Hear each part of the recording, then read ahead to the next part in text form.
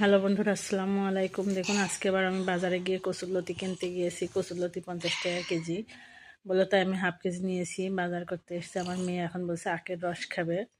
এটাকে গ্যান্ডারি রস বলে। রস 20 টাকা কাপ, আমার মেয়ে খেতে পারবে না, সেজন্য আমি খাইনি। আমরা এখন চলে যাচ্ছি পাখি কিনতে। ওকে ফরিদ দিয়েছি, চলো কোয়েল পাখি কিনে নিয়ে আসি, তাই পাখি কিনতে যাচ্ছি। আমার মেয়ে শুধু আখের রস দেখলে ওটাকে আখি বলে, আবার অনেকে গ্যান্ডারি রস বলে।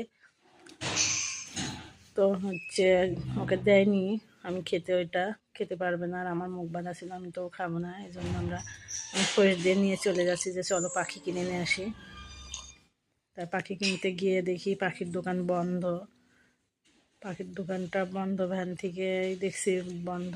এবার ওর নেমে ওর খুব মন খারাপ হয়ে গেছে। আমি দোকানদারকে ফোন দিয়েছি, দোকানদার বললো সন্ধ্যায় আসবো, তাই বললাম চলো যাই, সন্ধ্যায় আসবো। এবার ও বলে ডাবের পানি খাবো। একবার ফোঁস দিয়ে নিয়ে এসেছি, তাই আর তো ছাড় দেওয়া যাবে না। এই জন্য ওকে ডাবের পানিটা খাওয়ালাম।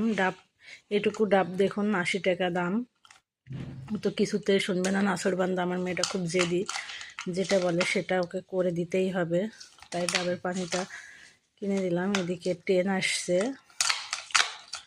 আমরা স্টেশনে, আলমডাঙ্গা স্টেশনে নিচে দাঁড়ায় ও ডাব খাচ্ছে আর ট্রেন দেখছে, আর বলছে আম্মু ওই দেখো ট্রেন ট্রেন আসছে।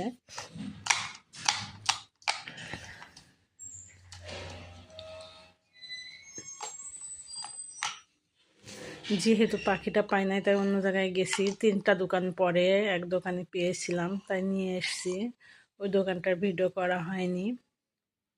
নিয়ে এসছি, দেখুন 3 জোড়া কিনেছি। এটা নাকি আর 15-16 দিন পরে ডিম দিবে। পাখির খাবারও নিয়ে এসছি। আমার মেয়ে খুবই এক্সাইটেড পাখি দেখে। এর আগে ছিল আমাদের লাভ বার্ডস, সে পাখির খাঁচাতেই রাখছি পাখিগুলা। কোয়েল পাখির ডিম ওর আবার খুব পছন্দ, এই জন্য কোয়েল পাখি আমি বললাম চল কোয়েল পাখি কিনে নিয়ে আসি, ডিম না পারলে জবাই করব। তাই